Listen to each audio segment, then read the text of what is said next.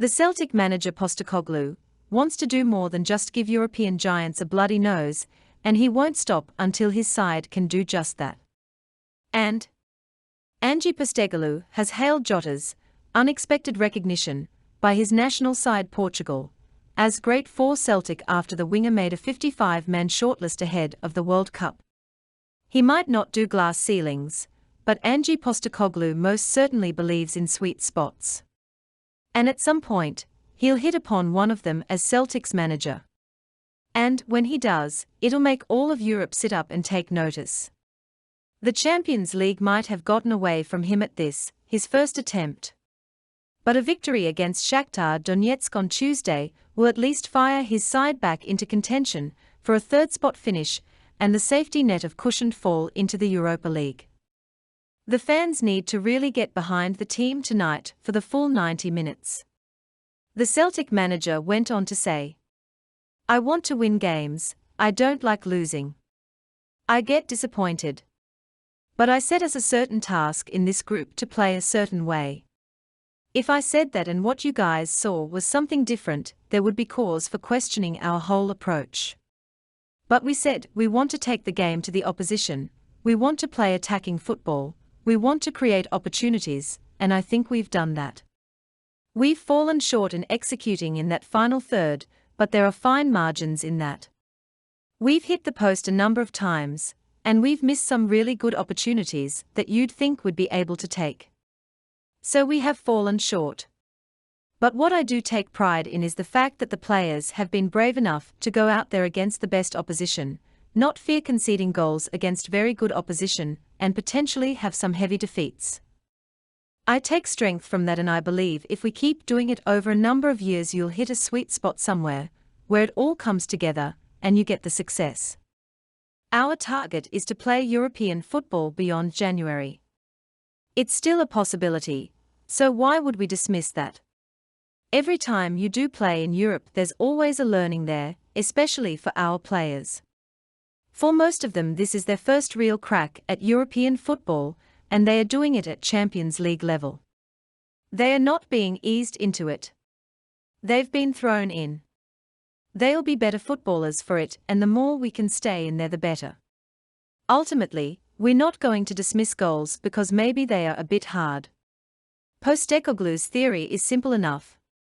If Celtic should find their sweet spot in that competition, then there really might not be any glass ceiling to stop them. The trouble is, he has no way of knowing when that golden moment might arrive. He went on. You just don't know. That's the difficulty. Some of the biggest, richest clubs in the world can't win this competition. So they are still waiting for their sweet spot. The Champions League, every year, is a challenge. Next year, we could have 3 phenomenal sides in our group, and it's just as hard, if not harder. So you just don't know. I believe if you consistently get there and keep banging on the door, at some point it will happen. It could happen next year, it could happen in 3 or 4 years, but I think there's more chance of it happening, by the laws of probability, if you take that approach. It was put to Postecoglou that, the closer Celtic get, the more likely his team will be dismantled and his best players picked off. He doesn't buy that one either. He said, not necessarily because you've still got the template. If our players move on, our job then is to replace them with better versions. We brought them here for a reason and they have moved on for a reason. So we know how that works. When we bring in the next one, can we get a better version of that player?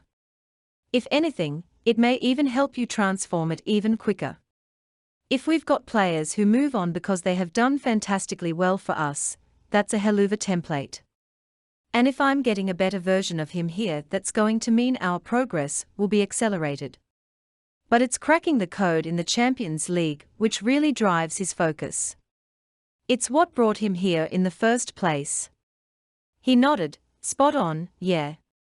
I've done it at a World Cup, and just about every other FIFA tournament. I've tested myself in foreign countries. You want to test those theories, because they are all theories until you go out there.